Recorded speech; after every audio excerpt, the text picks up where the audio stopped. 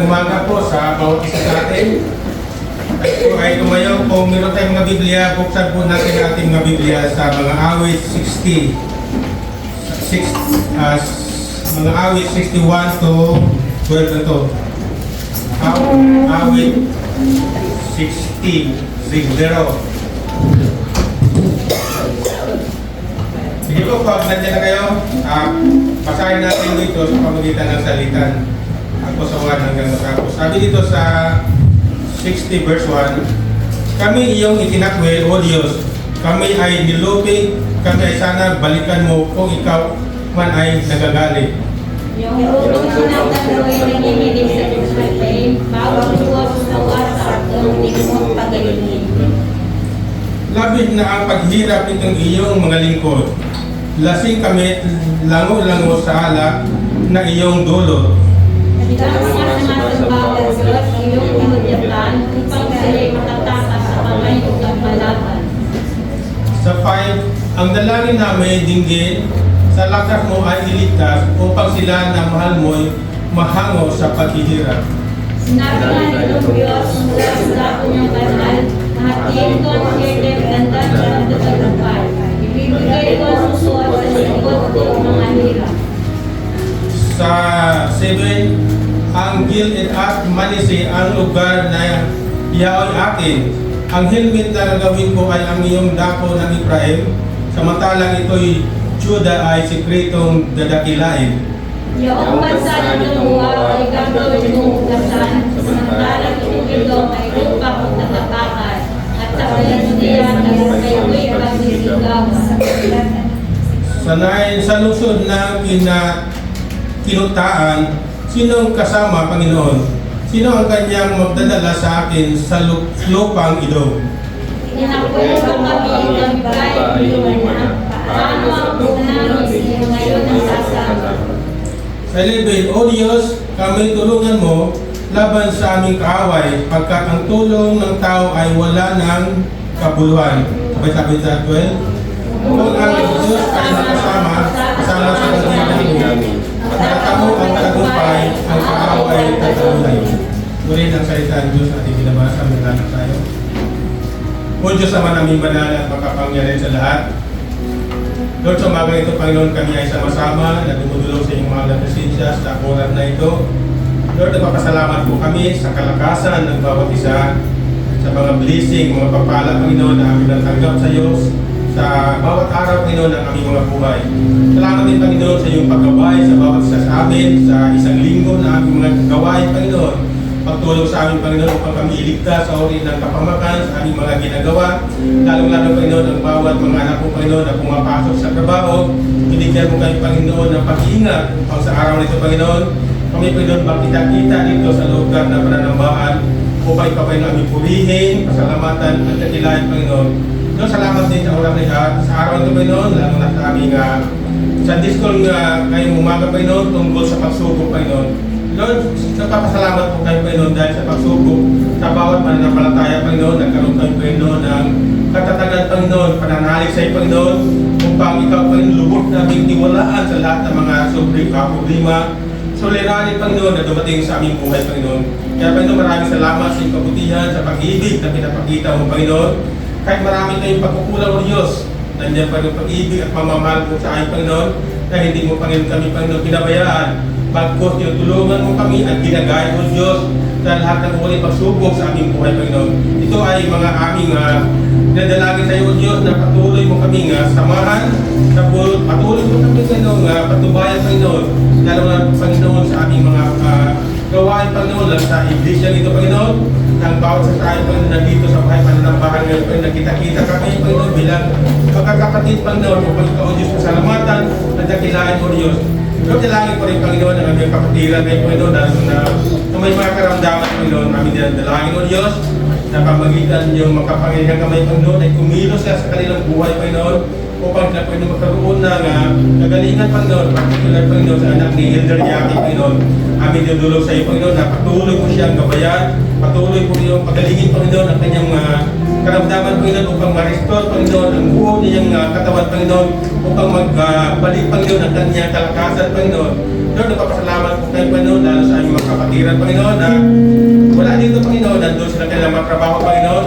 Ikaw, O Diyos, magbigay sa kanilang pag-ingat, magbigay sa kanilang, Panginoon, ng kanilang mga pangangailangan, at magpapalaala sa amin, Panginoon, kahit sa linggo ito, Panginoon, malaala nila, Panginoon, na ito, O Diyos, ang araw kung saan dinaan mo, O Diyos, sa bawat sa amin upang kami, O Diyos, magsama-sama upang ikaw purihin at pasalamatan, Panginoon. Lord, patubayan mo po ang aming mga gawain, Panginoon. Pagpalain mo po, Panginoon, ang aming mga member, Panginoon, mula sa kabataan hanggang sa kartanda, Panginoon. Ang salita mo, Panginoon, ay aming gabay sa aming buhay, lalo na, Panginoon, sa aming para-araw, Panginoon, ay aming ginagawa, Panginoon. Ang salita mo, Diyos, ang tanim mo, Panginoon, sa aming puso at isipan, Panginoon, upang kami, Panginoon, sa bawat araw, lumalakad ayon sa iyong kalooban. Lord, maraming salamat sa pagkatawid ng Panginoon. Aming kapitapuri, kasalamatan, at dinadakila, O Diyos. Nadalangin na si Ama sa pangalan ni Jesus. Amen and amen. Yan, isang mapagpalang umaga po sa ating lahat. Ngayong umaga, wala po tayong lyrics sa slow comedy, technical difficulties, pero I believe po na hindi yun hadlang para purihin ang ating Diyos sa umaga nito. Dahil sabi nga po sa Lucas 1 verse 37, para sa Diyos walang imposible. Hallelujah!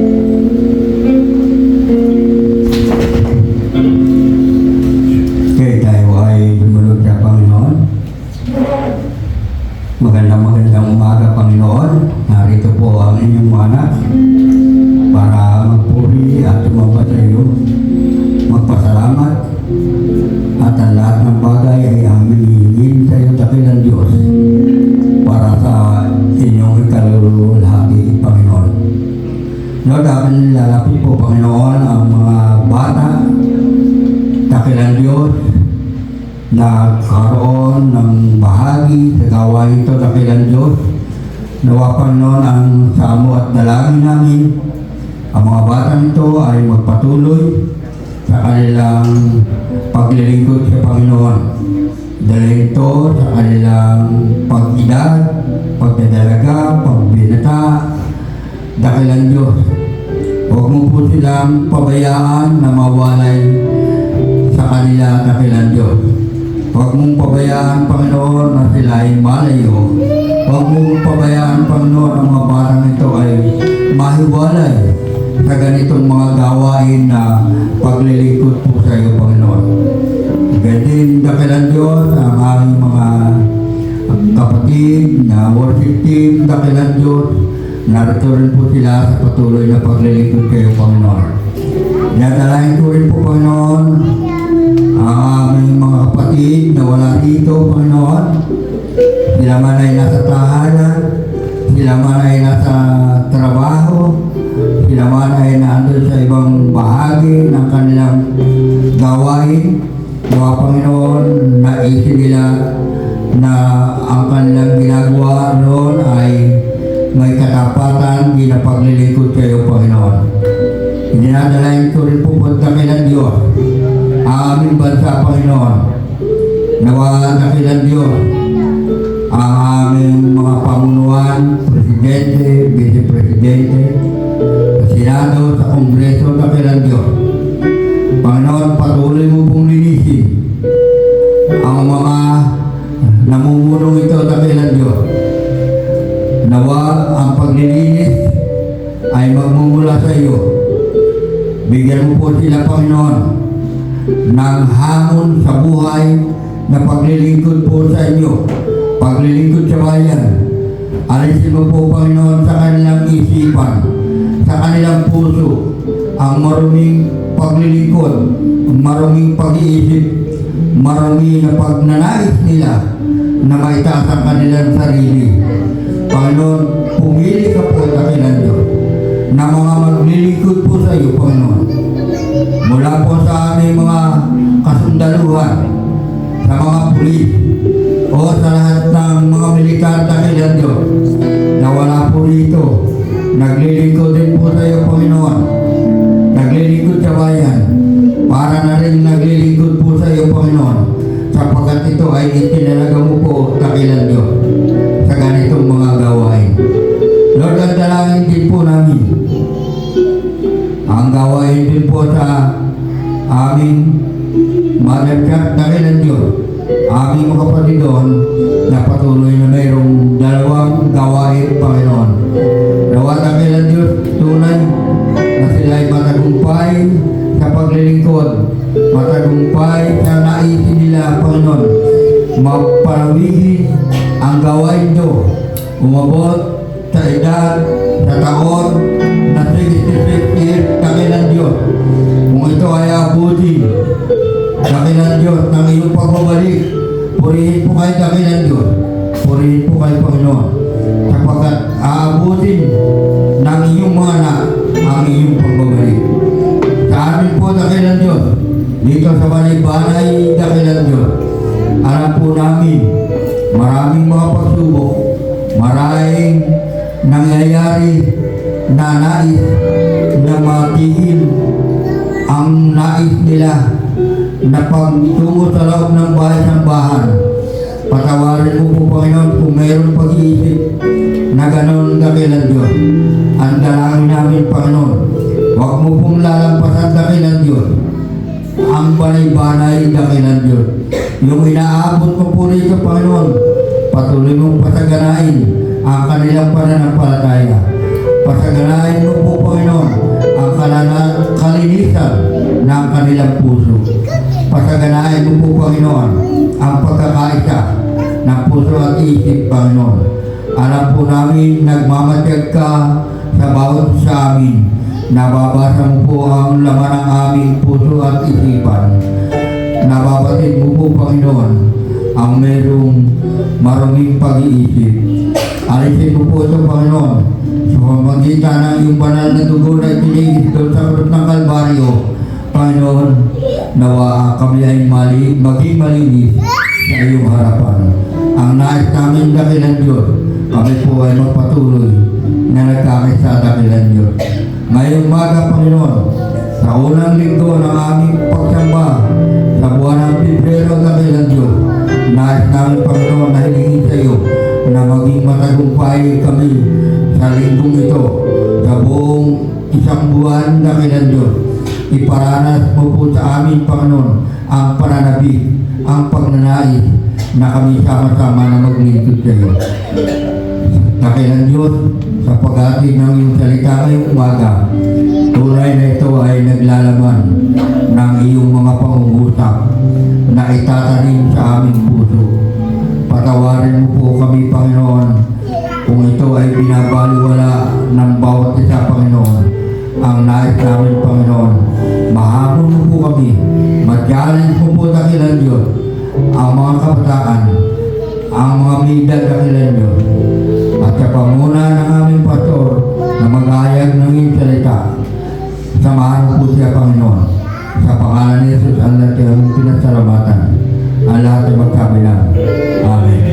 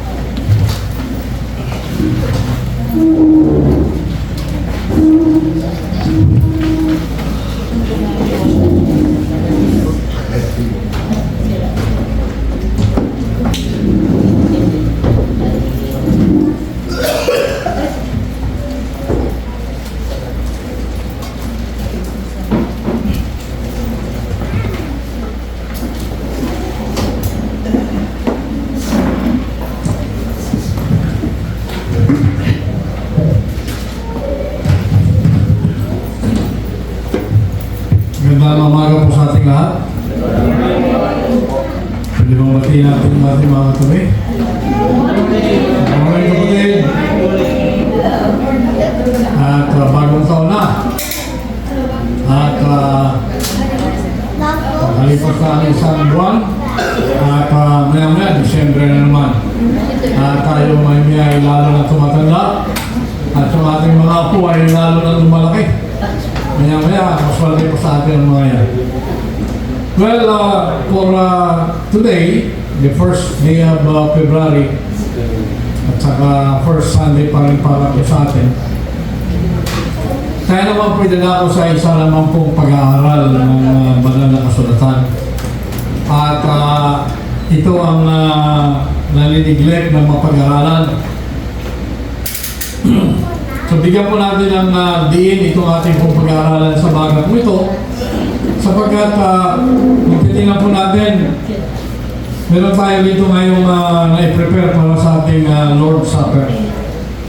Nag-prepare na po tayo rito at ang tawag po ng iba dyan yan ay communion. Yan po yung term na ginagamit nyo, but it's the same. Lord's Supper or communion, isa lang po ito. So ang pag-usapan natin mga kapatid is all about communion. It's about Lord's Supper. At ngayon din araw na ito ay magkakaroon tayo ng banal na hapunan. Now try to understand bakit meron banal na hapunan. Ano ba ang meron sa banal na hapunan? Ano ba yung para sa akin? Ano ba yung para sa panahon natin sa ngayon? So ating pong pag-aralan ay it's about Lord's Supper. What is it for me? Para ano ba itong Lord's Supper na ito? And may I just remind yung mga nasa likod, yun na po yung mga nag-aaral po yung ating pong Sunday School sa kabataan, yung po sila. All the rest ay inayayahan po natin na lumikot po sa loob. Opo. At we have noticed that Matapos po may aawit, may kakanta, matapos ang kantahan po sa opening po natin, pupunta sa kabila, doon na lang po sila sa kabila, hindi na po nakikinig ng ating pong preaching. Ang pinakamalagang part po ng ating pong service ay yung pagbabahagi po ng magandang balita. That is why we encourage everybody after lang may magkatahan dito sa atin sa personal worship. Pagkatapos na sila yung natin ng personal necessities, mas maganda kung babalik sila rito at makikinig ng ating pong preaching time. Maiwan lang po sa kabila yung mga nag-aaral po, yung mga bulinggit po natin. So I hope it is clear for everybody. Sapagkat wala nang higit pa doon sa salita ng ating pong Panginoon. Now, moving on, tayo na isang daling manalangin. Panginoon, maraming pong salamat sa umaga ito na iyo pong pinagkaloob sa amin. Panginoon, salamat po sa bagong buhay na pinagkaloob niyo, Panginoon. Tuloy nga po, Panginoon, na ang buhay na ito ay sa inyo galing. At ito po lamang, Panginoon, na pinaggamit niyo sa amin. Kami bilang po steward, Panginoon. At sa buhay po namin, Panginoon, na wala kami magagawa. Kung ito, Panginoon, ay babawiin na ng lumikha, Panginoon. But then again, Panginoon, kami, Panginoon, ay patuloy na magpupuri, magbibigay kaluguran sa inyong pong pangalan, Panginoon. Panginoon, samahan niyo kami sa magang ito, na aming pong maunawaan ang aming pong pag-aralan. Tayo, Panginoon, mag-usap sa puso ng bawat isa. At sa mga puso, Panginoon, na mayroong pang pag-alilangan, mayroong man ng gugulo, Panginoon, na dulot pa na tayo ng kaaway, ito pa yung sinasabi namin sa pangalan ni Jesus. Kaya Panginoon, ang aming pong makita, kaya Panginoon, ang aming pong madinig, at ang aming pong mapag-aralan sa umaga po ito, Panginoon, ay titin mo sa puso ng bawat isa, na aming pong maunawaan, bakit merong tinatawag pong Lord's Supper or Communion para po sa amin. Salamat po, salamat. We give you back all the praise and all the glory in Jesus' name. Amen. So Lord's Supper, what is it for me? Ang paglahala po na, ano ba yan para sa akin? Mahalaga ba yan para sa akin? So yan po ang ating pong pagkakalan sa akin. Ang ating pong verse, ang hinawa po natin sa Lucas 22:17-21. At yan nga po ay alam po natin na meron din po sa Corinthians, pero dito tayo kumuha sa Luke 22:17-21. At yan nga po ang isa pong pangalan ng Lord's Supper ay Communion. Ibig po sabihin ay tayo po ay tatanggap po ng banal na kapunan. To other people, they call it Communion. And the Bible says it's also Lord's Supper. So yun po ang ating pong pag-aralan. Tingnan po natin sa Lucas kung ano po sinasabi. Nagsila po na ito, basahin po natin. Shall we read, everybody? Ready? Begin. 17. After taking the cup, he gave thanks and said, "Take this and divide it among you." In verse 18, "For I tell you, I will not drink again of the fruit of the vine unless the kingdom of God comes." And in the next verse, ready? 19. "And he took bread, gave thanks, and broke it, and gave it to them, saying, This is my body given for you. Do this in remembrance of me." And in verse 20, ready, begin. "In the same way, after the supper, he took the cup, saying, This cup is the new covenant in my blood, which is poured out for you." Alright? Amen. Puri po ang Panginoon. So, yan po yung ating pong pinaka-main verse po natin. Yung Lucas 22:17-21. Yan po. At I just hope na yung ating pong Bible na dyan ay pwede po kayo kumuha. May Bible po tayo dyan para masundan niyo po yung ating pong pinag-usapan. At yung wala pong Biblia, please to get one. May nandiyan po ang ating pong Biblia. Okay. So, ano ba yung mga topics po natin na kukunin? So, topic po natin ay ang tatlong yan. So, what can we get out of today's scripture? Ano ba ang ating makukuha out of today's scripture? Sa ating pag-aaralan, ano ba yung ating makukuha dyan? So, ang una, understanding the history of the Lord's Supper. Saan ba nagsimula ang Lord's Supper? Ano kaya po natin? Kasi nga po, mahirap na hindi natin alam sige lang tayo ng pagtanggap ng banal na punan, hindi natin maintindihan kung saan po ito nagsimula. Pangalawa, what is the significance for me? Ano ba ang kalagahan nito sa akin? Para sa akin, individually. Pangatlo, how to approach the communion table. Paano ka naman mag-approach sa communion table? Paano ka ba tatanggap? Naririnig po natin yung ating sinasabi, saliksikin natin yung ating sarili. So yan po ang ating pong mga major points sa ating pong pag-aralan. At tinumon natin doon sa una. Okay? Sa una po, understanding the history of the Lord's Supper. Saan ba ito nagsimula? Bakit mayroon pong Lord's Supper? Now, noong mga unang panahon, during the early times, ay meron po talagang agape fest or love fest na tinatawag nila. Dito po ay ang lahat ng Kristiyano nga po ay kumakain po sila. Kumakain and to some extent naging abuso, naging inuman sila. Ngayon, sa kanilang pong pagkain po yan ay hindi rin naging maganda sapagkat sa kanila pong pagkain yan ay ang mga mayayaman ay minamalit nila yung mga dinadalang pagkain ng mga mahihirap. So nagkakaroon ng division. Kaya hindi po na maging maganda ang nangyari sa kanila during the time sa Corinthians. At yun namang mayayaman, maliit ang tingin nila doon sa mga mababa. At yung namang mga mababa, sinabi ni Dilma Santos, nasa taas doon sila at kung mga tao ay nasa baba. Nabaltaan niyo ba yun? Alright. So, ibig sabihin, mataas ang mga mayayaman, mababa yung mahihirap. At yung mga mahirap naman ay na maghalubilo sa mayayaman sapagkat yung mayayaman, sila lang ang nag-uusap. Ay nila maghalo doon sa mahirap. Yung mahirap naman dahil nahiya, sila din nag-uusap. O kaya nga po, hindi naging maganda. Ang sinasabi po noong kauna-unahan sa mga pagtitipon ng mga Kristiyano. Sapagkat hindi nga, kikita natin, hindi naging malinis ang puso nila at wala po sila sense of unity. Ngayon po, tingnan natin ang sinasabi sa Luke chapter 22. Ano ho ba yan? Sinasabi po dyan, ang traditional na Passover was approaching and Jesus' disciples had made preparation for the occasion.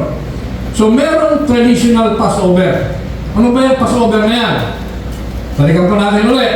Tinatawag pong Passover, nung nagkasakit ang mga taga-Ehipto, hindi pinapalabas yung mga tao. Alala nyo? Hindi pinapalabas.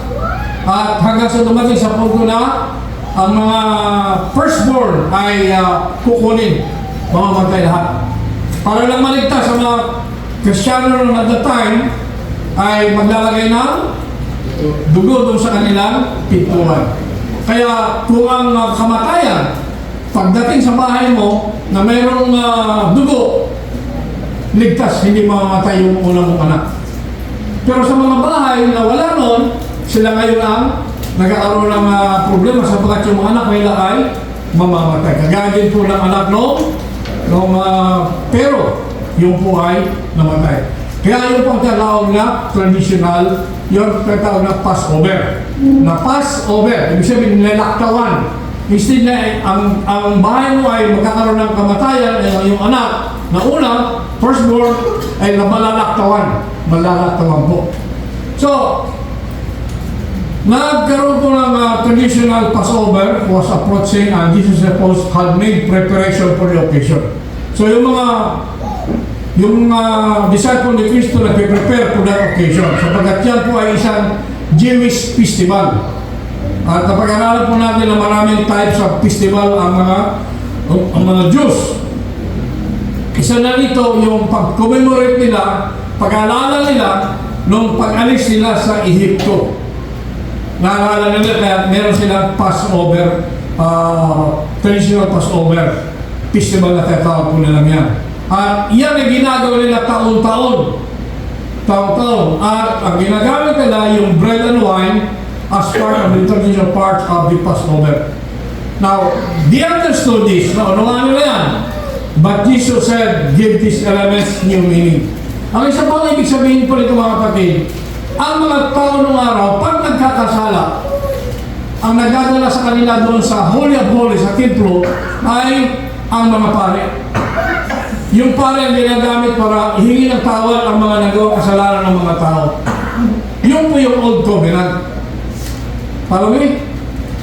Sundin niyo po. Yun po yung Old Covenant. Yung New Covenant naman, ito yung sinasabi ni Jesus ngayon. But Jesus gave these elements new meaning. Binago niya ang ibig sabihin po niya. So, sabi po doon sa verse 14, when the hour came, Jesus and his apostles reclined at the table. Nakaupo sila sa lamesa.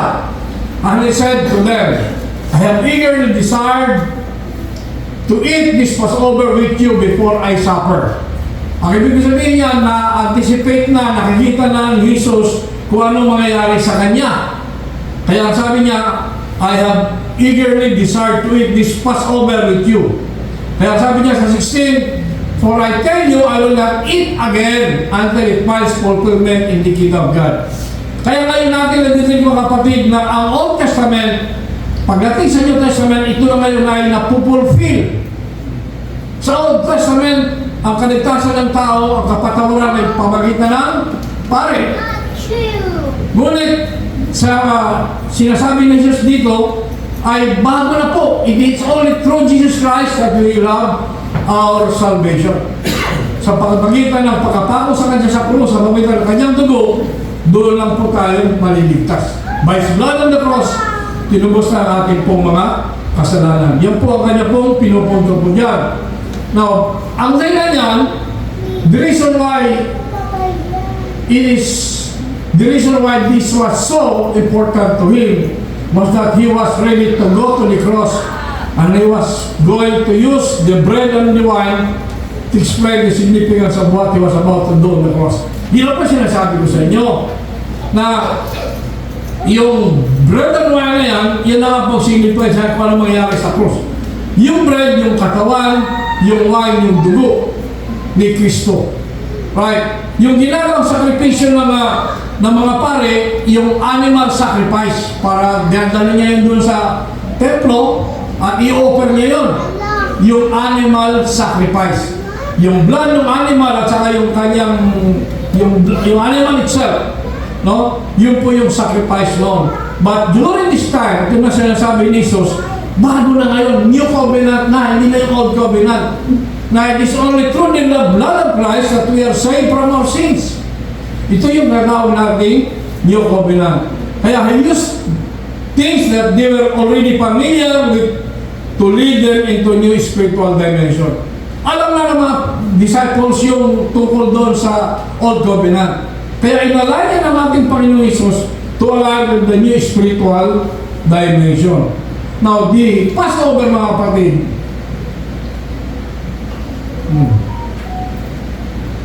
the Passover was under the Old Covenant.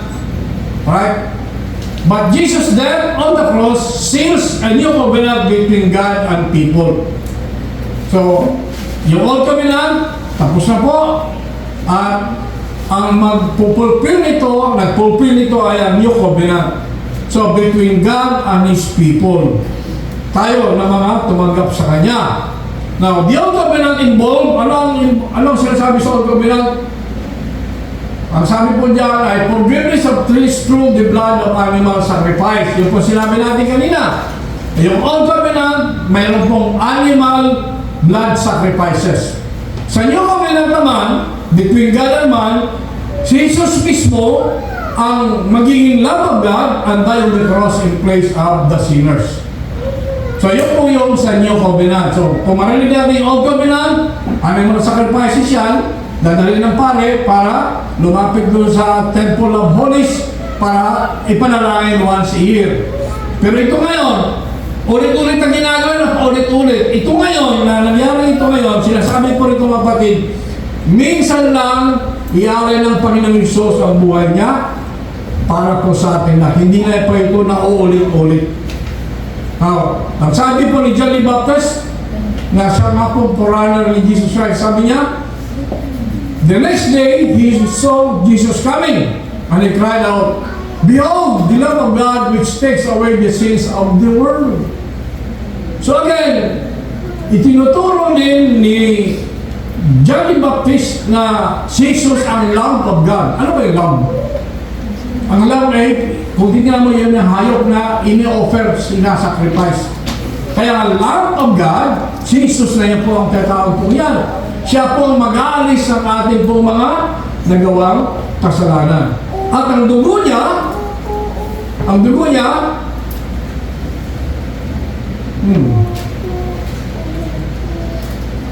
His blood will be effective in removing the sins of all who place their faith and trust in Him because He is God. So sa pamamagitan ng dugo ni Kristo, tayo nga po ay hinugasan sa ating po mga nagawang kasalanan because of our faith and trust in Him alone because He is our God. Now, Jesus' sacrifice, look at this. Jesus' sacrifice will not have to be repeated over and over again. It will be good for all eternity. Amen? Amen. Minsan lang po in-offer ni Jesus ang kanyang pong buhay, hindi na po maulit po yan. Good for all eternity po yan. Hindi kagaya ng pare na every year pumupunta siya doon sa templo para mag-offer. Pero ito hindi po. Minsan lang po nangyari yan at hindi na po maulit yan. Sapagkat pinatawad yung kasalanan natin, past, present, and future. Nung tayo lumapit sa kanya, humingi ng tawad, pinatawad po tayo. Sapagkat totoo nga po, lahat tayo makasalanan at hindi natin kaya ligtas ang ating sarili. It's only through Jesus Christ that we are saved. So yung new covenant tayo mga kapatid is an everlasting one. Hindi po mababago na po yan, mga kapatid. Sapagkat ang ating pong Panginoon does not change His mind. Hindi siya urong-sulong.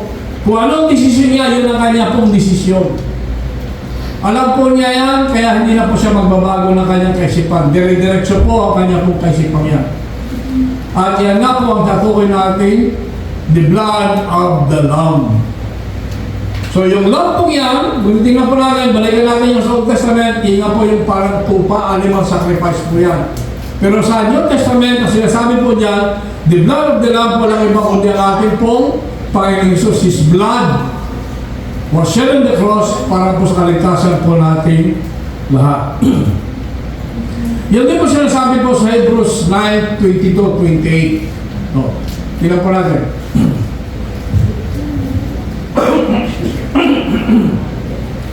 Nakabala po ito. Itong sinasabi po rito. Ang sabi po rito,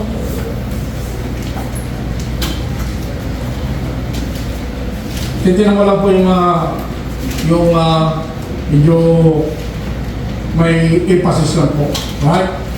Ang sabi po dyan, the law requires that nearly everything be cleansed with blood, and without the shedding of blood, there is no forgiveness. Without the shedding of the blood, there is no forgiveness. Sino ang magsished ng blood? Si Jesus. Kung wala pong dugo na binigay ng ating pong Panginoon sa cross ng Calvario, wala pong forgiveness sa kasalanan po natin. Balikan natin yung John 2:16. Napaliwanag po sinasabi po doon. Kung kaya nga po, it was necessary then for the copies of the heavenly things to be purified with these sacrifices. But the heavenly things themselves with better sacrifices than this. So, may purification process po mga kapatid. For Christ did not enter a man-made sanctuary that was only a copy of the true one. He entered heaven itself now to appear for us in God's presence. There's the next verse. Look at this. Nor did He enter heaven to offer Himself again and again. Again, in-emphasize yan again and again. The way the high priest enters the most holy place every year with blood that is not his own. See? Yun ang po sinasabi po natin na minsan lang po ang ginawa ng ating pong Panginoon, hindi kagaya ng mga high priest na sila'y pabalik-balik po doon sa most holy place every year. In 26, then Christ would have had to suffer many times since the creation of the world. Kung pabalik-balik si Kristo, di po ulit. But now, He has appeared once and for all. Look at that. Once and for all. May kulay po lang. Once and for all. Sinasabi po diyan, at the end of the ages, to do away with sin by the sacrifice of himself. Just as man is destined to die once, and after that, to face judgment. Kaya nga po mga kapatid, minsan lang tayo mamamatay, and then after that, we are going to face judgment. For emphasis po yan. So Christ was sacrificed once to take away the sins of many people, and He will appear a second time, not to bear sin, but to bring salvation to those who are waiting for Him. Ano po sasabi po doon sa verse 28 na yan? He will appear a second time. Ano ibig sabihin po ng mga kapatid? Babalik muli ang ating pong Panginoon. Nauna na siya umalis. Umakyat na. Pero sabi niya, babalik po siya. I have prepared a place for you sa langit. At babalik siya rito at kukunin niya tayo. Ang sabi po natin mga kapatid, ang una niya kukunin, yung mga kapatid nating namatay. Pumanaw na, siya mga kasama niya in the air. Bago tayo na mga buhay pa, ay isasama niya pangalawa papunta doon. Kumbaga, itong mga kapatid nating namatay, nauna sa atin, sila ay nasa balcony ng isang siniya, kumbaga. Sila yung unang-una, tayo nasa orchestra lang tayo. Sabagat buhay pa tayo eh. Pero kung mamatay na rin tayo na rin mauna. Nasa balcony na tayo noon. So habang buhay pa tayo mga kapatid, nasa orchestra pa lang tayo. Kaya kung sakasakali na tayo naman po ay pumano na, then nato sakay sa balcony, ibig sabihin tayo unang kukunin ng Panginoon, we will meet Him on the air. Now, maliwanag po yung mga kapatid. Po, at ang sacrifice ay minsan lang po nangyari at hindi na po mauulit. Now, pangalawa, so having learned the history of the Lord's Supper, maliwanag na po sa atin, the Old Covenant, the New Covenant, maliwanag na po. Now, tingnan po natin yung pangalawang tanong. Ano ba ang significance nito sa atin? Bakit natin kailangan pag-aralan ito mga kapatid? Pag meron tayo mga kamag-anak na pumanaw na, at bago pumanaw na yung ating mga kamag-anak kung yan ang bibigay pa ng instruction niya, habang buhay pa sila, pinagbibigay sila ng pangaral sa atin. Mayroon sila mga halimbawa. Mayroon sila halimbawa na sinusunod po natin. At yan naman ay natural lang sa atin na sundin natin yung mga instruction sa atin ng mga nauna po sa atin.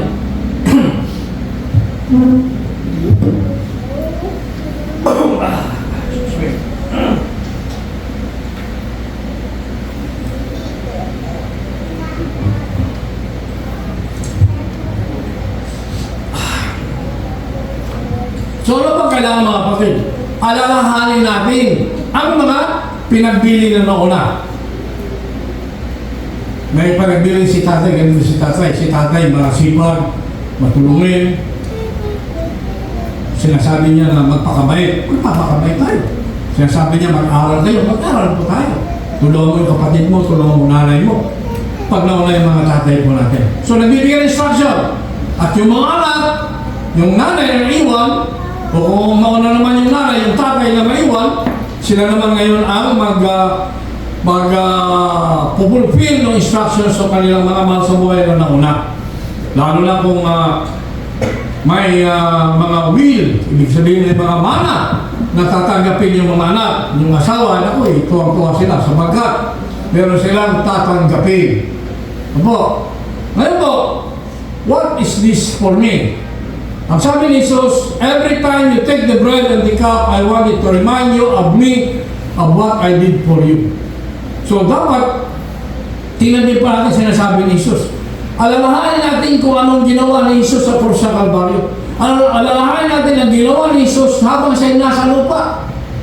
Mula nung siya ipinanganak ni Maria, ano ba nangyari sa buhay niya? Dapat pag-aralan po natin lahat ng yun. Ang mga halimbawang pinakita ni Jesus sa atin ay dapat natin sundan.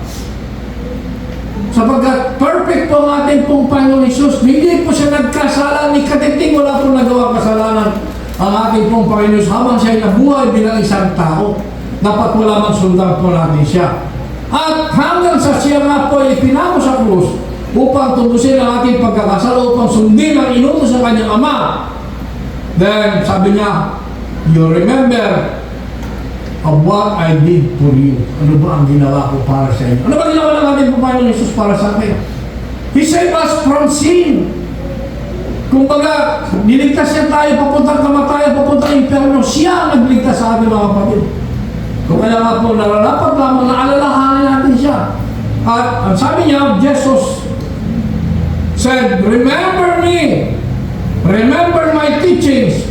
Remember what I did for you on the cross. And remember that the new covenant is for you today. So wala na po yung old covenant. Ito na po yung new covenant na tinatawag. Alalahan natin kung anong tinuro sa atin ng Panginoong Jesus. Love one another, forgive one another, help one another. Yung unity of the church, yun ang instructions sa ating pong Panginoon. The body of the church, magtulungan tayo. Kung sino nakakailangan, tulong-tulungan po natin. No? Kung ano mga gawain natin sa loob ng church, magtulungan po tayo. Because one person cannot do this alone. Ang nais niya magmahalan tayo, when you love one another, nagtutulungan po tayo. At pag hindi po tayo nagtutulong-tulungan, then there is no unity in the church. We must be united. Although, tayo naman po ay iba-iba yung ating mga pinanggalingan, iba-iba yung pag-ugay natin, but we must be united in Christ.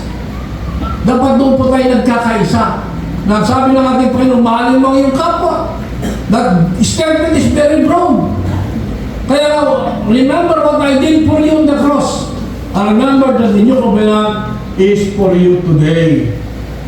Ang Passover, mga kapatid, yung Passover na binabalik natin kanina, was a very significant reminder of their deliverance from slavery in Egypt. Alright? Kaya nga may Passover, na-deliver sila from slavery in Egypt. Nakaligtas po sila ron. Kung kaya din po, ang Lord's Supper celebrates deliverance and freedom from sin by Christ's death. So, by having our Lord's Supper, by participating in the in this communion, no po, inaalala po natin ang deliverance sa atin from sin by Christ Himself on His death on the cross. Yun po ang ginagawa po na. Kaya po tayo mayroong banal na po na inaalala natin yung ginawa ng ating pong Panginoon sa krus ng Kalbaryo upang tutusin niya tayo sa ating pong pagkakasala, upang yung ating pong kasamaan ay kinuha niya at pinalitan niya ng kabanalan niya. That's why, ang sabi natin ay, meron na tayong assurance of salvation pag tayo nga po ay nagtiwala sa Kanya, pag tayo nga po ay sumunod sa Kanya. Ang Old Covenant, mga kapatid, ang sabi po ron, people could only approach God through the priest and the sacrificial system. Yun ang ating emphasis kanina. Yung Old Covenant, ang pwede lang maka-approach doon sa Holy Temple ay walang iba kundi ang mga pare. At saka yung kanilang sacrificial system. Ano yung kanilang sacrificial system? Yung animal sacrifice, mga kapatid. Yun ang kanila. But the New Covenant open up the way to approach God directly. Look at that word. Approach God directly. Hindi na tayo dadaan doon sa pare.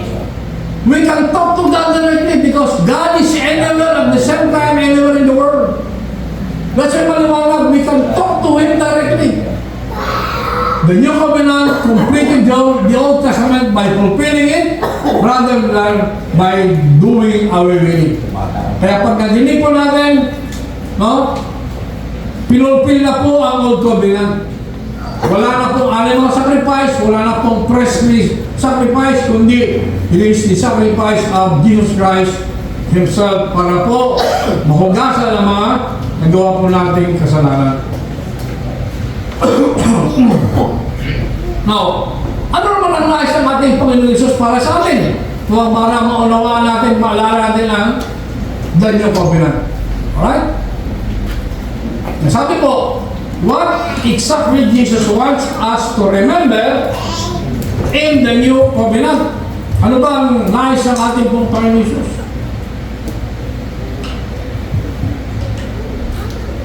Maalala po natin. ang kanyang nais ay ang mga sumusunod.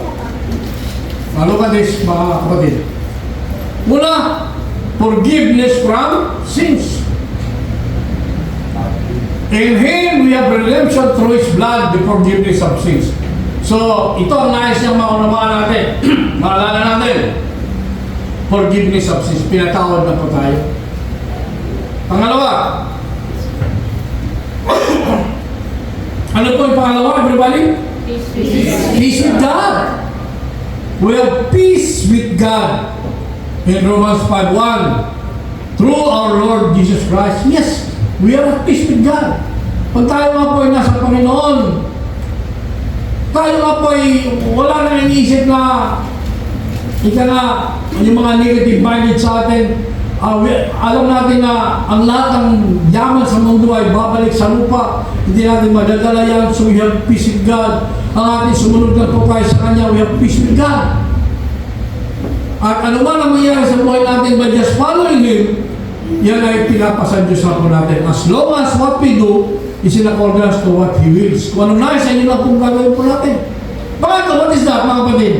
Reconciliation with God. One more time, everybody. Reconciliation with God. Yes. Bakit po nagkaroon ng reconciliation? Pagkat ang Panginoon mismo ang unang nag-abot ng kanyang kamay sa atin. For God so loved the world. Ang Diyos ang nag-abot sa atin ng kanyang kamay upang tayo ay kanya pong hanguin sa kamatayan ng kasalanan. Siya. Hindi tayo nag-initiate. Siya nag-initiate sa atin. Alam niya kung sino ang kanya, ang mga anak. Kaya ang kamay niya inabot niya sa ating lahat. At ang sino magtungap sa kanya, hindi papahamak kundi magkaroon ng buhay na walang hanggan. Beyond it because I'm holy, says the Lord. Susundin po natin siya. At pangapat po ay everybody, right standing with God. Sabi dyan sa Corinthians, God made Himself who had no sin to be sin for us, so that in Him we might become the righteousness of God. Yun nga pong sinasabi natin kanina, na yung kanya pong kabanalan ibinigay sa atin, at ang ating kasalanan ay kanya pong inako sa krus ng Kalbaryo. So sa lahat po sa ating lahat sa buong mundo ito, na lumapit sa kanya, nagtiwala sa kanya, inako niya yung ating kasalanan, past, present, and future. Then after that, He took that on the cross. And on the cross, ang sabi niya, it is finished. Tapos na po ang boxing, mga kapatid. Tapos na ang boxing. And in 5, access to God. Yes. Maliwanag po, mga kapatid, na mayroon tayong direct access to God. Wala ka na dapat iba puntahan. Nung una, meron pa tayong PLDT. Pag mayroong distance, dadaan ka ng operator. Pero ngayon, yung ating cellphone, direct na tayo. Makatawag na, papunta Amerika, direct na tayo sa cellphone. Direct na ang ating connection. Ang ating connection sa Panginoon, mga kapatid, is a direct line. Wala nang dadala back sapagkat nakadireksyon na po tayo sa Kanya. Number 6, liberty and freedom from the devil's power in our lives. Yes. If God is with us, who can be against us, mga kapatid? Kung tayo na sa ating pong Panginoon, who can be against us? Wala na. Sapagkat there is nobody or thing that is greater than our Lord and Savior Jesus Christ. Siya na ang pinaka-ultimate, siya na ang pinaka-superlative, kumbaga, pinakamataas na po siya sa lahat. So kaya nga po, wala nang magagawa ang demonyo, si Satanas sa kanya, sapagkat it is done already, tapos na po ang boxing. At pang-pito, panghuli dyan, Christ's intercession for us. Yes. Maliwanag po na makakalapit po tayo sa throne of grace with confidence that we may receive mercy and find grace to help us in our time of need. Ang Panginoon is a Nazarene God. We have studied that one. Kung meron po tayong nais ilapit sa Panginoon, manalangin po tayo. At ang Panginoon natin is hearing God. Nadidinig niya po yan. Even kung anong tibok ng puso mo, puso natin, ng ating inisip, alam po ng Panginoon yan. Ang atin lang po dito is we express, Lord, ako po'y nagkamala, ako po'y nagkasala, please help me. Nandun po yung ating humility, ang pagpapakumbaba po natin. Regardless of whether you are rich, regardless of whether you are an American or what, no? Wala dapat magmamataas sapagkat sa harapan ng Panginoon, lahat po tayo ay kanya pong mga anak. Kung kaya nga po kayo nakakataas in terms of material things, huwag kang magmalaki.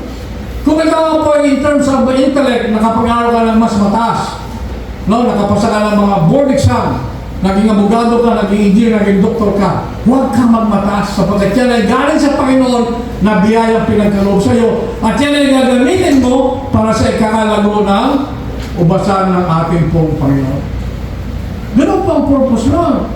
Kung kaya nga po, makakalapit tayo sa ating Panginoon with confidence that He's there to answer our prayers.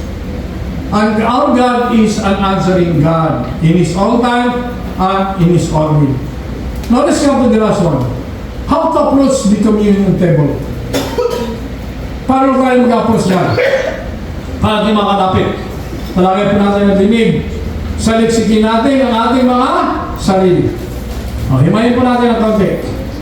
Ang sabi po doon sa 27 ng Corinthians, therefore, whoever eats the bread or drinks the cup of the Lord in an unworthy manner will be guilty of sinning against the body and blood of the Lord. A man ought to examine himself before he eats of the bread and drinks of the cup. So, maliwanag po yung mga kapatid. Unworthy manner. Ano ba yung unworthy manner na yan? At ano naman yung examining oneself? Naliman po natin. Ang sabi po sa 29, for anyone who eats and drinks without recognizing the body of the Lord, eats and drinks judgment on himself. And in 30, ang sabi po ron, that is why many among you are weak and sick, and a number of you have fallen asleep. But if we judge ourselves, we will not come under judgment. When we are judged by the Lord, we are being disciplined so that we will not be condemned with the world.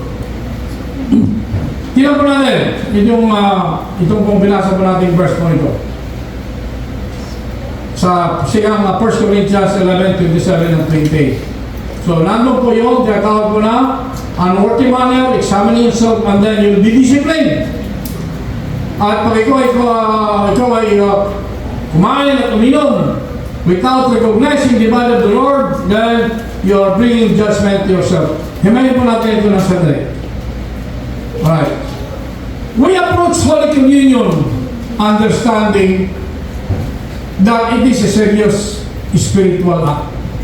Ang banal na po ng mga kapatid is a serious spiritual act. Hindi po ito dapat paglaruan. Hindi ito dapat ika nga parang pambaliwala lang sa'yo. O sige, ginagawa ng iba ako. Ang sinasabi po dito, yung mga nakabinyagan na po, ang sinasabi po, yung po nagtiwala na kay Jesus bilang Panginoon at tagapagligtas, humingi ng tawad, na born again na po, yan po ang siya nga pong dapat tumanggap ng banal na hapunan. If you are casual towards this meal, we have sinned against the sacrifices of Jesus. Maging seryoso tayo ito mga kapatid, no? Pag sinabi natin na natanggap na ba ang Panginoong Jesus bilang Panginoon sa pagligtas, nabinyagan ka na ba? Yung binyag mga kapatid, kahit nabinyagan ka sa ibang church, i-consider natin yan. Kung hindi pa tayo buhay, magpabinyag ka. Mag-aaral ka muna bago ka mabinyagan. Maunawaan mo kung ano ba yung tinutukoy niya. Kung kaya nga po mapapansin nyo, nag-aaral po tayo bago tayo mabinyagan. Kung kaya nga po si Kuya Gunyo, ang ibang elders po natin, ay nagsisikap ng pamamaraan na maunawaan nyo ang ating sitwasyon na tayo hindi maliligtas kung walang ating pong Panginoong Isus. So again, kailangan po natin na seryosuin ang Holy Communion. Now, if we are casual, look at this. If we are casual towards God's standards of righteousness in our lives and approach His meal with sin in our lives, we have sinned against the sacrifices of Jesus. Kung ito naman meron pang ginagalang kasalanan, nagkagalit ka pa ng galit, meron ka pang ginagawang kasalanan, ikaw ay naglalasing, nagdadarabi ka, nagbumura ka pa, naiingi ka pa sa iyong kapwa, you are sinning against yourself, mga kapatid. At hindi ka dapat tumanggap ng banal na hapunan. Kung hindi, makipag-ayos ka muna. doon sa mga taong nagagawa mo ng kasalanan. Lord, we do not know, pero makipag-ayos ka ng mabuti. Therefore, we should examine ourselves and confess our sins before we take Holy Communion. Kaya nga sabi natin, saliksikin natin mabuti ang ating mga sarili. Lord, ako po'y nagkasala. Yes, we can pray directly to Him. Sabi natin kanina, we can pray directly to Him. Manalangin tayo ng direkta sa Kanya. Sapagat He is an answering God. Now, ang sabi po sa 1 John 1:9, if we confess our sins, He is faithful and just and will forgive us our sins and purify us from all unrighteousness. Pinatawad na tayo ng Panginoon. Lahat ng natin, nasa likod natin ng mga kasalanan, pinatawad na po yan. Lahat. Tayo naman natin po yung makasalanan eh. Wala namang isang hindi mga makasalanan dito eh. Ako makasalanan, lahat po tayo makasalanan. Ang hindi lang natin alam kung ano ang kasalanan na nagawa mo, ano ang kasalanan na nagawa mo. Maaaring ang kasalanan mo masigit pa sa akin, maaaring ang kasalanan mo masigit pa sa'yo. Pero gano'n pa man, mali kung malaking kasalanan, iisa pa rin ang tao dyan. Kasalanan pa rin yung mga kapatid. Ano pong instruction sa atin dito sa ating pong binasa? Nasabi po, come and receive new cleansing from sin, it is for you. Come! Sa magitan po ng ating pong paglapit sa banal na punan, there is that new cleansing from sin. Nalinisan na po tayo, humingi tayo ng tawad. Come and receive peace with God. Sapagkat humingi ka ng tawad, pinatawad ka ng Panginoon, mag-aala sa puso po natin mga kapatid. We can walk heads up. Hindi tayo mahiya sapagkat ang Diyos po natin ang siyang makapangyarihan sa lahat. Come! Ang sabi po, come and receive. Come and receive freedom. Come and receive freedom and liberty from the power of sin over your life. Yes, mga kapatid. How beautiful! Come and receive freedom. Tayo nga po nakalabas na sa panikalan ng kasalanan. Nakalabas na po tayo. Sapagat pinatawad na tayo ng ating pong Panginoon. Come and receive His healing. Ang ating pong Panginoon, siya pong nagpapagaling emotionally and spiritually and physically po sa ating mga kapatid. In His own time, sapagkat siya lang po ang ating pag-asa at wala na pong iba. Therefore mga kapatid, the Lord's Supper is not an empty ritual for us today. Hindi po ito empty, hindi po ito baliwala yung ating gagawin banal na punan. Ginagawa po natin ito, we do it in remembrance of what Jesus did on us on the cross. Naalala po natin mga kapatid, by taking this banal na punan, kung anong ginawa kay Jesus, ni Jesus noon po sa krus ng Kalbaryo, by His blood, tayo po ay tinubos sa ating mga nagawang kasalanan. Amen? Amen. So, tingnan natin ano yung mga kinuha natin. Mga kinuha natin mga kapatid ay 3 main points. Ang 3 points po natin ay ang mga sumusunod. So, we'll read one more time. Number 1, everybody? Pangalawa? What is the significance for me? At pangatlo? How to approach the communion daily? Alright, from there mga kapatid, let's look at our life application. Pamuhay po natin ito. Ito atin po na pag-alalan. And of course, after this, meron po tayong banal na po natin. Now, yun na po natin. What have we learned today? Ano ba ang natutunan natin ngayong umaga po ito? Basahin po natin. Slowly, ready, begin. During Holy Communion, we remember that Jesus was insulted, spit upon, and beaten for us. Pangalawa, during Holy Communion, we remember that Jesus died for us. At pangatlo, during Holy Communion, we remember that Jesus provided for our healing.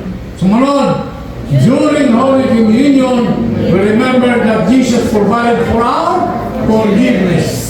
And so, everybody, having remembered, we repent for our ongoing failures and we humbly give thanks to God for His great love towards us. And This is now the blood of the Lamb. Ang dugo ng ating pong Panginoon Jesus, which is the Lamb. Now, last slide that we have. Everybody read. Satan can destroy the gospel. Will only lies about it by adding, subtracting, and substituting. Bigyan natin ang lahat ng papuri, all the honor, all the praises, and all the glory. In Jesus' mighty name, everybody say, Amen. Tayo po mga line.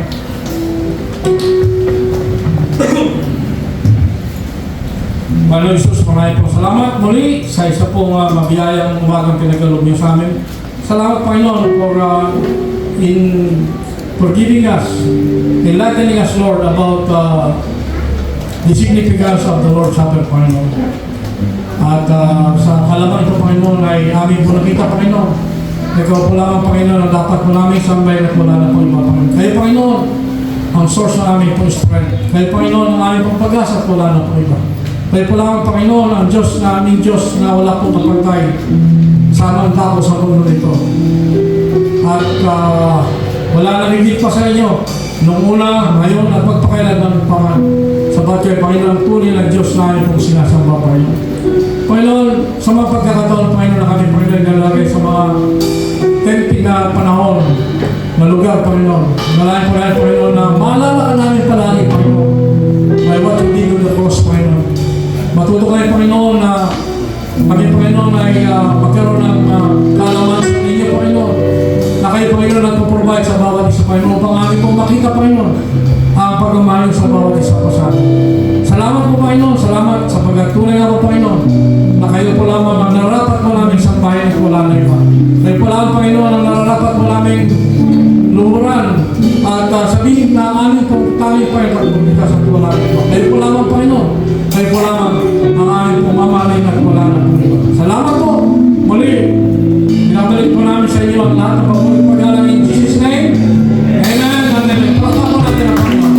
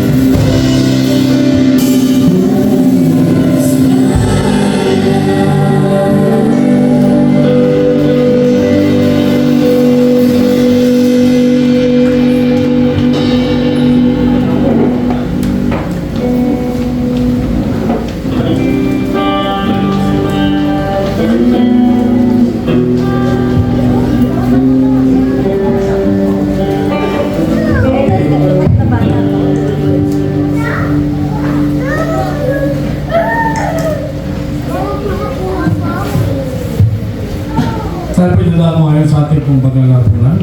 And yung po ating pong binagay kanina is more than enough for you to understand kung anong significance po ng paglalatunan. At malaman niyo po sinasabi na ginagawa natin ito para sa ibang kaisa at ginagawa natin ito para sa kaluguran ng ating pong Panginoon. And by His blood on the cross, tayo mga pinaligtas sa ating pong mga kasalanan. At hiling po sa lahat, mga kapatid, na yung pong hindi po nabibinyagan ay magpaliban muna sa pagtanggap ng banal na punan at yun na po nabinyagan ang siya pong tatanggap. At yung hindi po nabinyagan ay magsabi lang po kayo ng sige na makapag-schedule po tayo ng ating pong pag-aaral. And by this May, magkaroon po tayo ng ating pong usual na ginagawa na baptism day sa ating pong summer get-together dito po sa Pachubida. Hopefully, doon po mangyari uli yun, ay doon po mangyari ang baptism. At sa oras po ito mga kapatid, dinilig ng lahat nga po ay na magpaparticipate ay sarsigin natin ang ating pong mga sarili. For a few minutes po. Salamat po.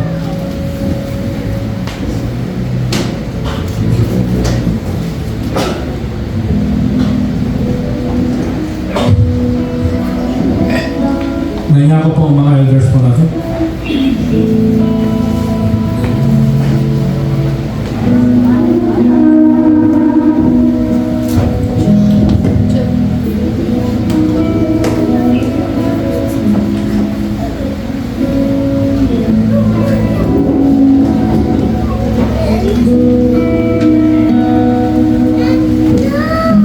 Tayo po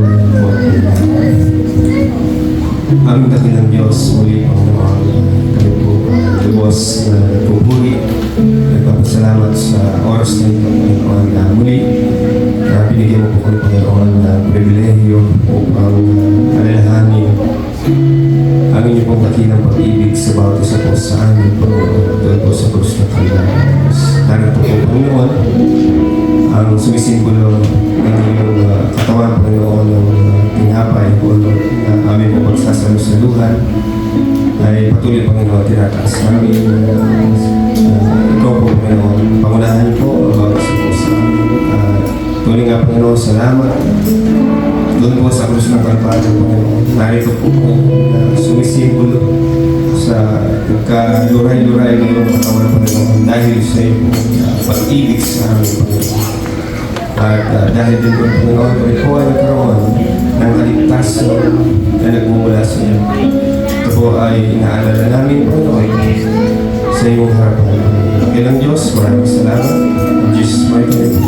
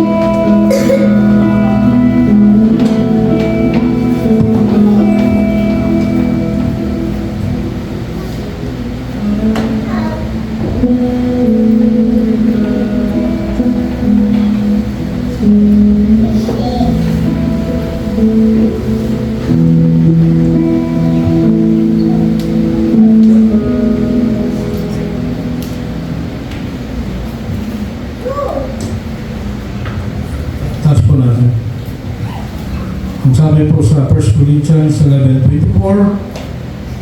At nang siya ay makapagpasalamat ay kanyang pinagputol at sinabi, ito ay aking katawan na pinagputol dahil sa inyo. Gawin niyo ito sa pag-alala sa akin. Sabay-sabay.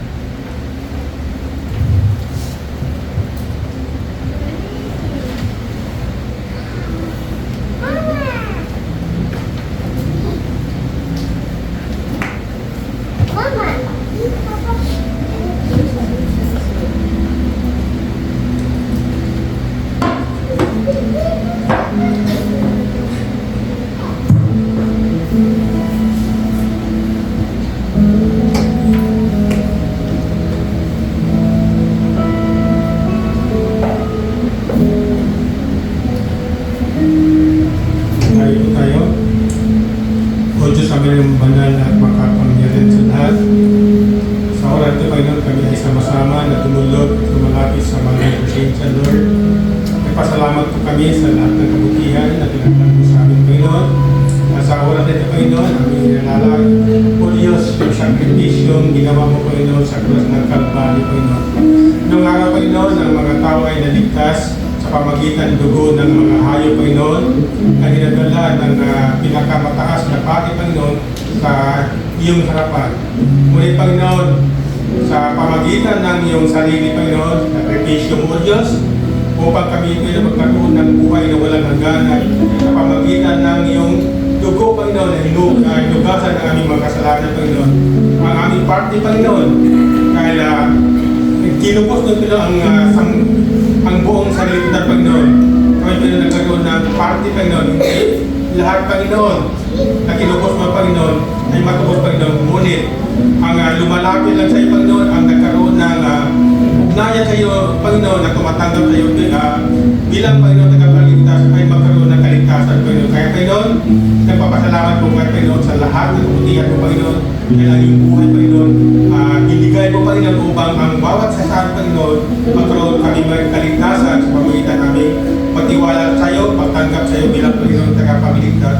Lord, amin itong alalhari, Panginoon, habang may Panginoon mabubuhay ito, Panginoon, na ang sakripisyo mo, Panginoon, hindi mawala, Panginoon, habang ang kami, Panginoon, ay nabubuhay sa mundo ito. Lord, maraming salamat sa iyo, pagiging ka, at naging na sa umaga ito. Dalangin namin sa iyo sa pangalan ni Jesus at pagligtas. Amen and amen.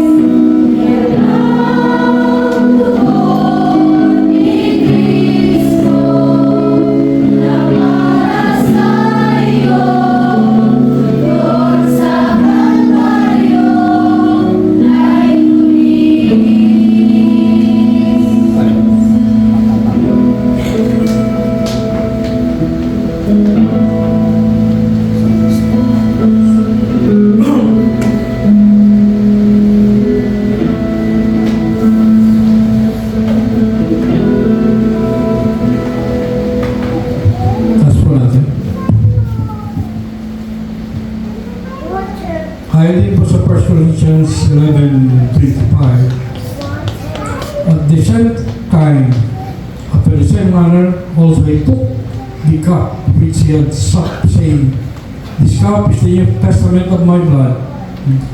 This do you as you drink it in remembrance of me. Sabay-sabay po tayo.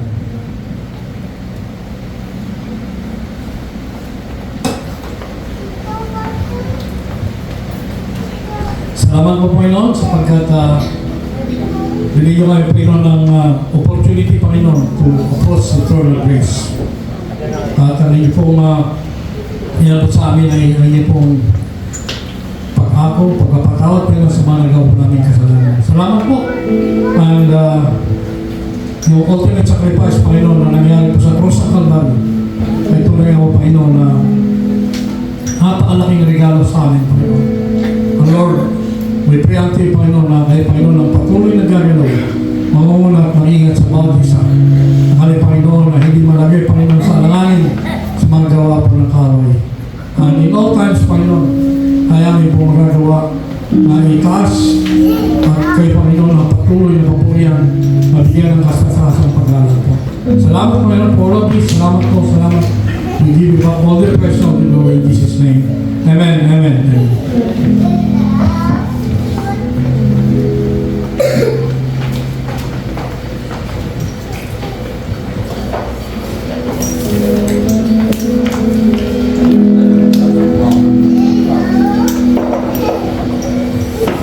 Sige po, tayo po ay dadako sa ating pagbibigay ng ating mga kaloob.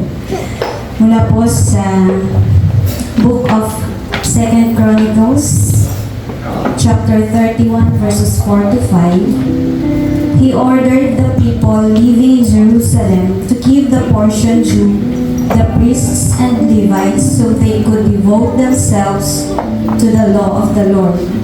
As soon as the order went out, the Israelites generously gave the first fruits of their grain, new wine, olive oil, and honey, and all that the fields produced. They brought a great amount, a tithe of everything. So ito po ay ang kautusan po ni Haring Hezekiah sa lahat ng mga Israelita noon, na dalhin po ang lahat ng kanilang mga kaloob upang ibigay sa mga Levita, sa mga saserdote. At ang kanilang mga first fruits po, ibig sabihin po yung kanilang unang ani sa loob ng isang taon. So sa ating pong, in our times po, sa atin ngayon, it doesn't matter po kung first fruit po yun or hindi. Pero para po tayo po ay makasunod bilang anak ng Diyos, tayo po ay laging pinapaalalahanan na ibigay po natin ang ating mga kaloob sa Kanya. Ito man po ay malaki or hindi.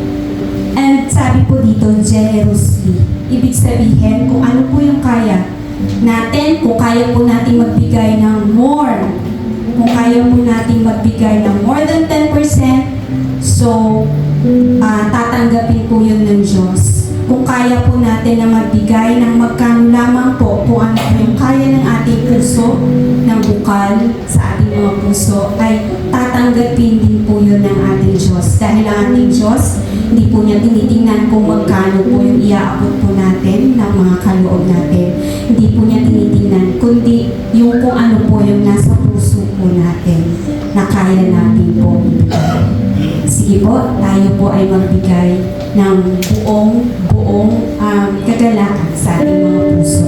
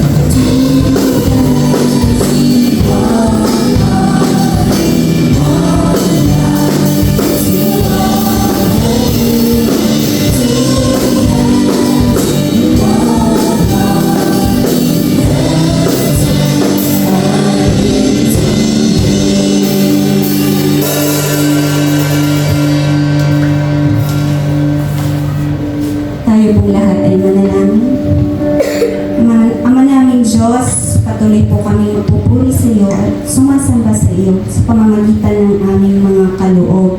Panginoon, maraming salamat po dahil patuloy po kami nagsasalamat isasubmit sa inyo, Panginoon.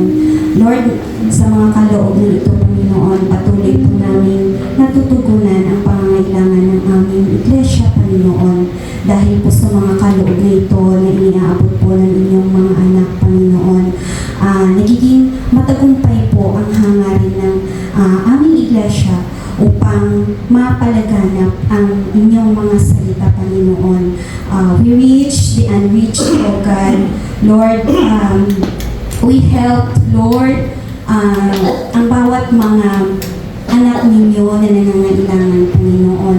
Maraming salamat po dahil sa generosity po ng mga anak ninyo. Lord, patuloy niyo pong basbasan ang mga kaloob na ito at nawa hinihiling po namin na ito ay magamit lamang po para sa ikalalawak po ng inyong iglesia. Maraming salamat sa patuloy na blessings na pinagkakaloob po ninyo sa inyong mga anak. Ito po ang aming mga dalangin, Panginoon. Sa tanging pangalan ng aming Panginoong Yesus, aming tagapagligtas. Amen.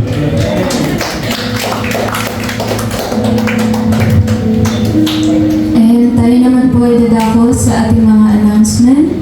Ang schedule po natin ng Adult and Youth Sunday School, ayan po ay every Sunday, 9 a.m. to 9:30 a.m.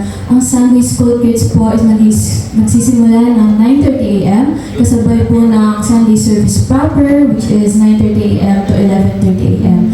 At ang prayer meeting po ay every Wednesday, nag-start po na 6 p.m. po. Ayan po, iniimbitahan po namin yung mga free po ng araw na yun, mga wala pong pasok na makidalo po sa prayer meeting.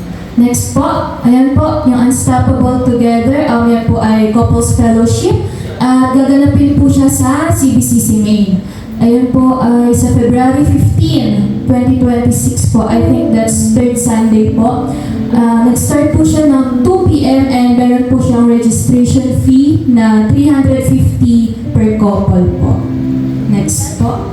Ayan, ang ating February celebrants po.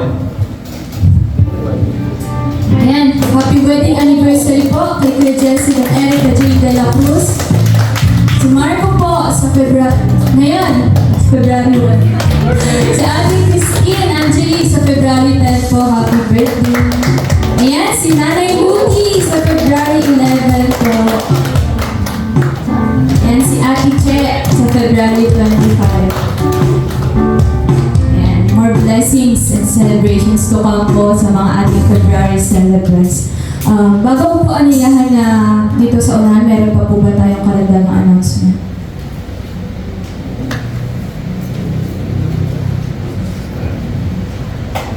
Ang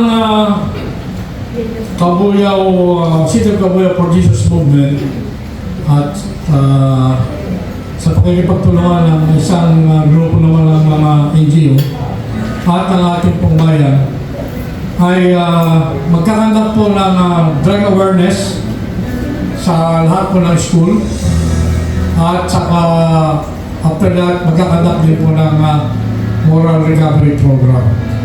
Ang mga magagawa po doon ay ang mga elders na meron pong libreng panahon. At yun naman pong iba na willing to come and talk about or inform the students about the evils of drugs, misuse of drugs, at makapag-share din ng magandang balita sa mga schools din, ay inanyayahan na dumalo sa gagawin ng may hapon, mga launa, doon sa Pulo. Ang pag-usapan ay tungkol sa abuses in the use of drugs. Ako po ang mag-present doon. Sandali man lang yun, around less than 1 hour. Ang purpose doon ay para lang ma-aware kayo kung ano ba ang drugs sapagat ito rin yung ituturo. Structured na po yun, no? Yung everything about drugs, pati yung ilang pag hinuli ka ba ng police, ano ba yung dapat mong gawin? Ano ba yung ilang gramo ba yung non-bailable, ibig sabihin hindi ka pwede magpiyansa pag mahulihan ka, at ano ba yung batas na nakakasakop noon, pwede ka bang halugugin ang iyong katawan pag sinita ka ng polis. At yung sasakay mo, pwede bang halugugin at kunin kung sakaling may mga pinagbabawal na gamot. All of those will be taken up mamaya. Very short lang po yan, so we encourage you, kahit na everybody, kung if you have time to come and listen, that is for your own knowledge, sapagkat mabuti na alam mo sa ganun ay hindi tayo maluloko ng mga tao. Ano ba ang itsura ng marijuana, ang itsura ng shabu, at ng iba pa. So yun po ang una. Pangalawa, doon po sa February Couples Fellowship, mga may bahay, mag-asawa. Mag-asawa po ito, no? Magkano yung sasagutin ng bawat isa? Ha? 350. So, ngayon po, ang ating pong gagawin ay hahatiin po natin ang 350 at ang kalahati susuportahan po ng church. Hello? Ayun niya ito eh. Hahatiin po ang church ay para po sa mag-asawa. Hahatiin ko yung 350, ang kalahati po isasagutin po ng church. Amen po ba? Okay. So ayun po ang natin pong gagawin para naman sa ganun ay follow expected yung mga couples ko na pwede pong mag-attend. Ano po?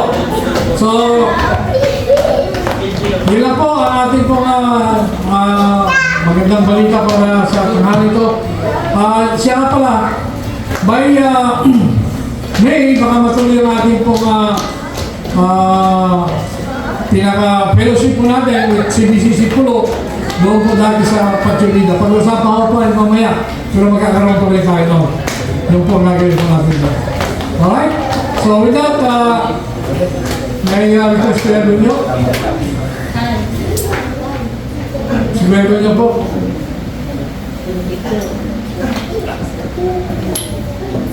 Sabi natin ito ngayon. Yan bang mga birthday celebrants sa mga may anniversary, nihiling po na pumunta po sa gitna.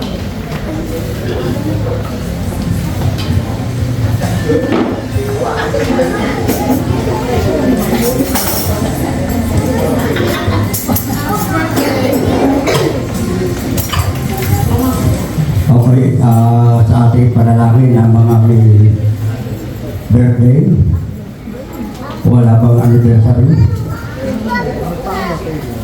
Oh, okay.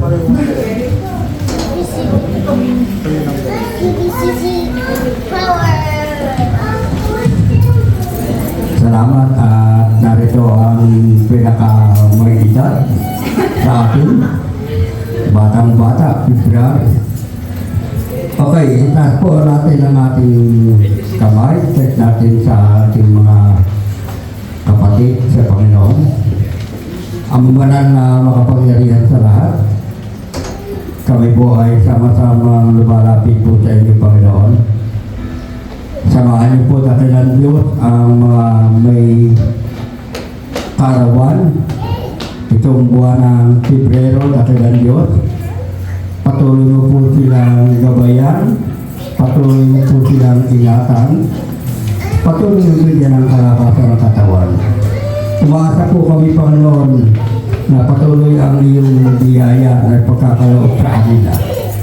Sa kanila rin mga pamilya, dakilan Diyos, aming nilalapit, dakilan Diyos, ang patuloy na magandang relasyon dahil sila ay mga anak ng Diyos. Salamat, Panginoon, gayon din sa mga anibersaryo ng kasal, Panginoon. Bagamat wala rito ang kanilang kasama, alam po namin abala sila sa kanilang gawain na ito ay bahagi ng kanilang kasal o kasama sa buhay. Dalangin ko po, Panginoon, na patuloy mong pagpalain sila. Bigyan po sila, Panginoon, ng magandang panahon para sila ay magkasama lalo sa ganitong gawain na paglilingkod, Panginoon. Ang dalangin namin, Panginoon, na pagsamasamahin po, Panginoon, ang mga pamilya na mayroong karawan at anibersaryo na itinitaguyod nitong bahay sa bahay ito, Panginoon, para sa kalalago ng kanilang buhay pananampalataya. Bakpasan mo po, Panginoon, ang mga may karawan at may anibersaryo. Sa pangalan ni Jesus, ang lahat ay aming pinasalamatan. Ang lahat ng namin. Amen.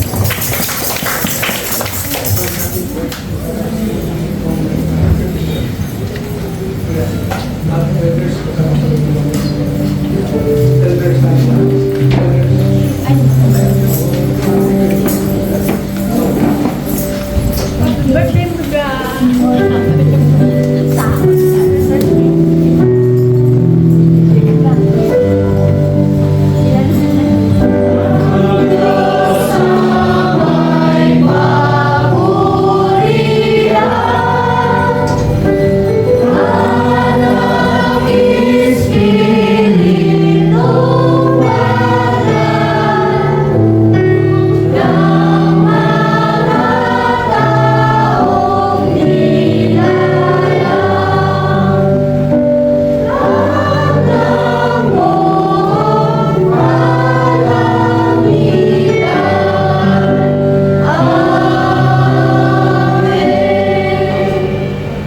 Maraming po salamat na kailan Diyos sa umaga ito at muli kami sama-sama nakaluwalhati sa inyo. Sa Kanya na makapag-iingat sa inyo upang hindi kayo magkasala at makapagharap sa inyo ng walang kapintasan at may malaking kagalakan sa Kanyang kaluwalhatian sa isang Diyos na ating tagapagligtas sa pamagitan ni Jesucristo, Panginoon natin. Sa Kanya ang kaluwalhatian, katakilaan, kapamalaan at kapangyarihan mula pa noong una, ngayon at magpakailanman.